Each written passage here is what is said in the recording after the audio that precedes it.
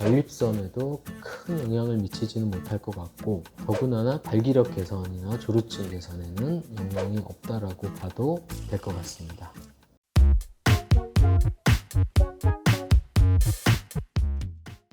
네, 안녕하세요. JJ비뇨기과 강태진이라고 합니다. 저희가 이제 유튜브를 보다 보면 굉장히 노골적인 광고들이 많은데, 예를 들면 이걸 먹고 아주 단단해졌어요, 이걸 먹고 하루 3번도 가능해요, 지속 시간이 길어졌어요, 뭐 이런 광고들이 굉장히 많이 붙어서 따라오는데, 이런 것들이 과연 진짜 효과가 있는지, 어떤 성분의 약이고 어떤 효과가 있는지에 대해서 좀 자세히 알아보려고 합니다.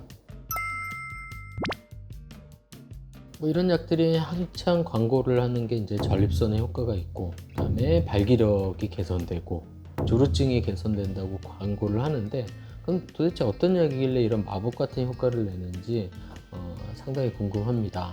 근데 실제로 이제 이런 광고를 하는 제품들을 보면 실제로 약이 아니라 건강기능식품입니다. 의약품도 그렇고 이제 의료 관련된 병원들도 그렇고 광고를 할 때 상당히 많이 이제 제약이 있습니다. 의약품하고 다르게 이제 건강기능식품들은 이런 광고 심의라든지 제약이 의약품에 비해서는 철저하지는 못하는 것 같습니다. 그래서 이런 제품들을 보면 대부분 건강기능식품으로 되어 있고요. 그렇기 때문에 이제 건강기능식품은 어떻게 표현이 되어 있냐면, 인체에서 유용할 가능성을 나타낼 수 있는 정도를 포함을 하면 건강기능식품이라고 합니다. 그러니까 인체에 어떤 유용할 가능성이 있는 약품의 농도지만, 어떤 막 먹어도 어떤 이제 부작용을 낼 가능성이 거의 없는 그런 정도의 농도를 이제 건강기능식품이라고 하고요.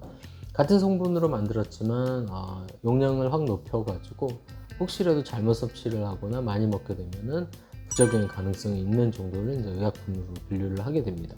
그래서 아까 이런 식품들을 보면 되게 이제 건강기능식품이고, 소팔메토를 함유한 성분입니다. 소팔메토 중에서도 유효 성분은 이제 로르산이라고 하는데, 소팔메토 추출액을 포함한 제품들이 대부분 이제 이런 광고들을 하고 있습니다. 전립선에 효과가 좋다, 발기부전에 효과가 좋다, 조루증이 개선이 된다. 그렇다면 이제 소팔메토에 대해서 먼저 알아봐야 되는데, 소팔메토는 주로 이제 미국 미 대륙의 바다 연안에 자라는 톱 모양의 야자수, 톱야자수라고 하는데, 톱 야자수의 이제 열매를 옛날 이제 미국 인디언들이 이제 자연강장 식품으로 섭취를 했었고, 그 어떤 용도로 쓰였냐면 노인들의 전립선에 의한 이제 배뇨장애에 효과가 있다고 이제 효과가 있는 식품이라고 알려져 있어서, 그게 이제 현대에 와서 연구가 되었고, 예전에 보면 이제 미국에서 이제 연구들이 굉장히 많이 있었는데, 이것들을 섭취를 하면 전립선이 커져서 소변을 보기가 좀 어렵다든지 잔뇨가 좀 남는다든지 뭐 이런 증상 개선에 효과가 있다고 이제 알려져서 미국에서는 굉장히 널리 쓰이고 있습니다. 이게 약뿐만 아니라 대부분의 경우는 이제 약으로 쓰이고 있고, 건강기능식품으로도 굉장히 많은 제품들이 나와 있어서 미국에서만 뭐 한 해에 굉장히 많은 양이 처방되고 있고 소비되고 있습니다. 그래서 예전에 있던 연구들을 보면 전립선 비대증에서 이게 어떤 효과를 나타내냐면, 전립선 비대증을 악화시키는 게 이제 남성 호르몬인데, 이 남성 호르몬을 차단을 해서 전립선 비대증에 의한 하부 요로 증상을 개선시키는 걸로 되어 있습니다. 그러니까 이게 프로스카란 약하고 이제 비슷한 효능을 나타내는데, 남성 호르몬을 약간 떨어뜨려서 전립선 비대증에 의한 증상들을 좀 개선시키는 걸로 되어 있는데, 전립선 비대증의 개선 효과가 있다면 남성 발기력 개선에는 반대로 나빠야 됩니다. 예를 들면 프로스카 같은 경우는 전립선 비대증에 있어서 쓰는데, 대표적인 부작용이 이제 성기능 장애, 발기력 장애가 이제 대표적인 부작용이기 때문에, 마찬가지로 소팔메토가 전립선에 효과가 있다면 반대로 이제 발기력에는 나빠야 되는 게 정상입니다. 그러면 이제 과연 소팔메토가 전립선에 진짜 효과가 있는지에 대해서 알아보면, 예전에는 많은 논문들이 개선 효과가 약간 있다라는 논문들이 굉장히 많았는데, 2000년 이후에 자마와 NEJM이라는 굉장히 이제 신뢰성이 높은 논문에 실린 내용들을 보면 그 반대의 결과들이 다 나왔습니다. 먼저 이제 New England Journal of Medicine (NEJM에) 나온 논문을 보면 소팔메토 추출액을 160mg을 하루에 2번 사용을 했습니다. 그러니까 총 320mg을 사용을 했고요.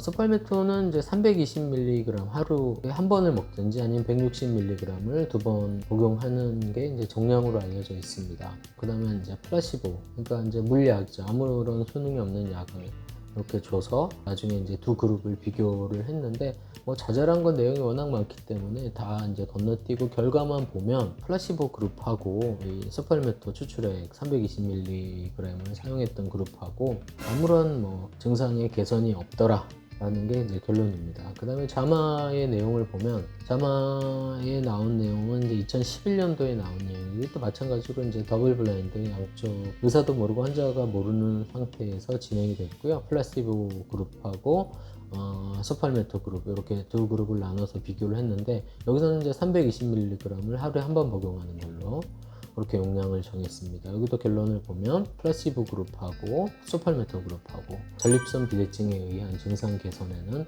아무런 효과가 없었다라는 게 결론입니다. 사실 그 자마나 NEJM에서 나온 정도의 논문들은 특히 의학에서는 저널에 실린 논문들은 굉장히 설계도 잘 돼 있고 임상에 참여하는 병원들도 굉장히 이제 세팅이 잘 된 병원들이고 내용도 좋고 두 저널에서 이렇게 결론이 났으면 사실은 소팔메토는 전립선 비대증에 그닥 효과가 없을 가능성이 많습니다. 그 다음에 여기서 또 봐야 될 게 유효 농도가 320mg을 사용을 했는데 우리나라에서 광고하는 그룹 이 건강기능식품들을 보면 70에서 100mg 정도밖에 되지는 않습니다. 그러니까 무슨 얘기냐면 320mg을 사용을 해도 효과가 거의 없을 가능성이 많은데 심지어 이거의 반의 반 정도밖에 안 되는 용량을 가지고 이게 효과가 있다라고 광고를 하는 거는 거대 광고죠. 효과가 있을 가능성이 있다는 거지 효과가 있다라고 이제 표현을 하면은 좀 과대 광고가 되는 거죠.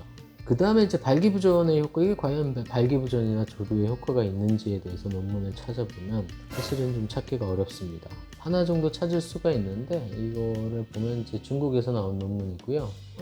소팔메토 추출액을 썼더니 발기력에 효과가 있을 가능성이 있다. 소팔메토 추출액을 썼더니 토끼에서 발기력의 개선 효과가 관찰된다.